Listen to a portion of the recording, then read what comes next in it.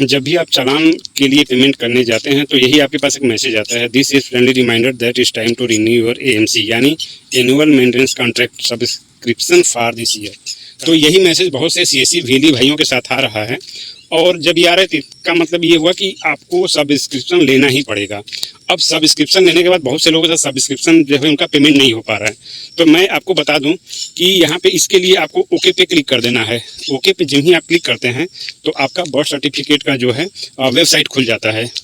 जब ये birth certificate का पोर्टल खुल के आएगा तो वहाँ पे लॉगिन थ्रू सीएससी का एक ऑप्शन आपको मिल जाएगा, उसी से आपको लॉगिन कर लेना है।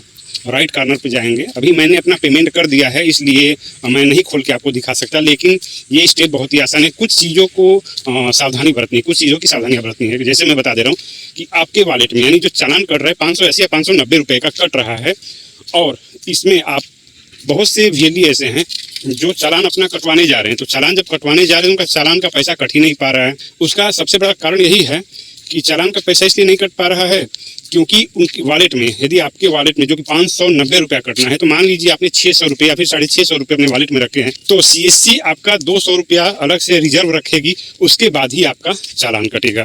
कहने का मतलब ये हुआ कि यदि आपका 590 रुपया कटना है तो आपके वॉलेट में कम से कम 790 रुपया होना अनिवार्य है। यदि आपके वॉलेट में 790 रुपया नहीं रहेगा तब फिर आपका इनसफिशियंट फंड आपको दिखाता रहेगा। जब भी आप चालान का पेमेंट करने जाएंगे तो आपका इनसफिशियंट फंड ही दिखाएगा।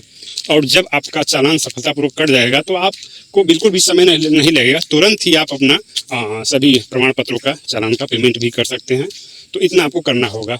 अब यहाँ पे क्या हो रहा है कि जब ये ऑप्शन आ रहा है तो बहुत से लोग को ये समझ में नहीं आ रहा है कि ये 590 रुपये कैसा कर रहा है, जबकि आप देखोगे तो यहाँ पे सन 2020 तक का डेट दिखा रहा है, यानी सन 2020 से लेकर के इस समय 24 चल रहा है। तो क्या ये चालान 2004 सालों का कट रहा है? तो देखिए, इसके बारे में तो मैं नहीं बता सकता।